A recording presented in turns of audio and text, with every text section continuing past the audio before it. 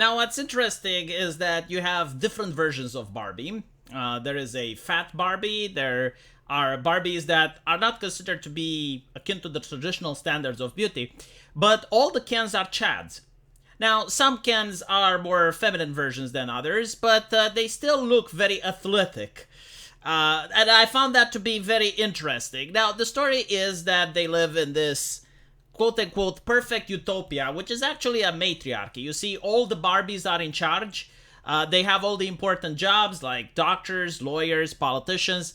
Meanwhile, the Kens are homeless.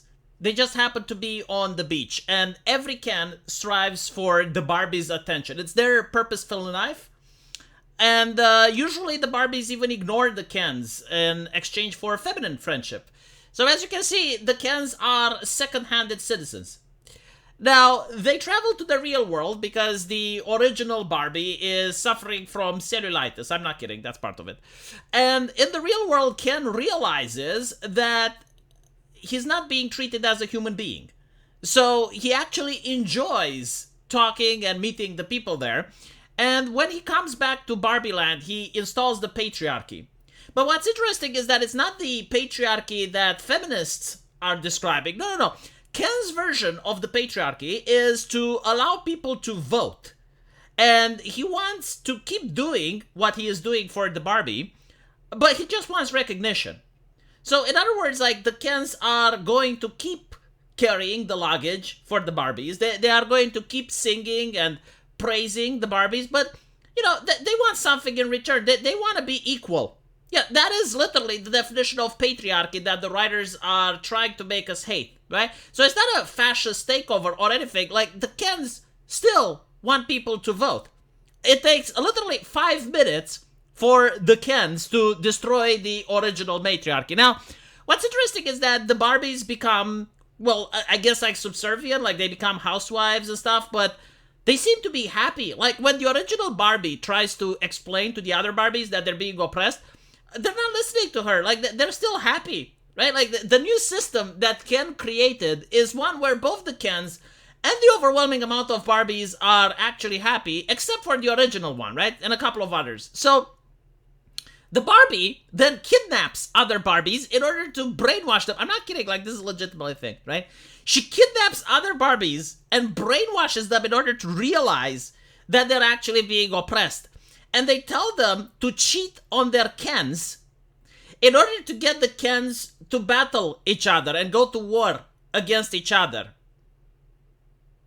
Let me reiterate, like, this is legitimately what's happening, right? So you have, like, now this perfect society where literally everyone is happy and it's equalitarian. Like, they have the same vote, right? And you have, like, this Barbie that is possessed by the ideology of feminism, and she is not happy because her Ken has left her because she was an asshole to him. And all the other Barbies, they're happy. They have their own Ken. But she teaches them, like, she kidnaps them and teaches them that actually you're being oppressed and actually you have to cheat on your own Ken and manipulate your own Ken, and then the Ken go to war with each other so that the Barbies can fortify the elections so that the Kens loses. And that's not all. Like, it keeps going, right? After she literally fucked up this universe, she leaves. She leaves to the real world, to the actual patriarchy. I'm not making this up, okay? Like, the original Barbie is probably the worst villain in any comedy show ever made. Like, just to reiterate, she is not happy in the original matriarchy because she's getting cellulitis, right? This is probably an allegory to the fact that she doesn't have a child yet and the clock is ticking. So yes, like, the movie is transphobic. But moving on. She is not happy with the original matriarchy. She is not happy with Ken's patriarchy.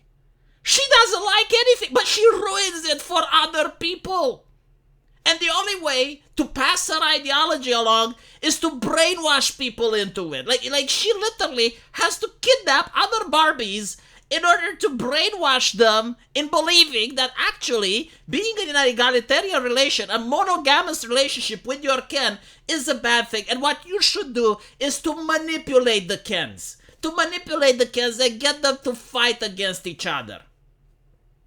How is this not an anti-feminist film?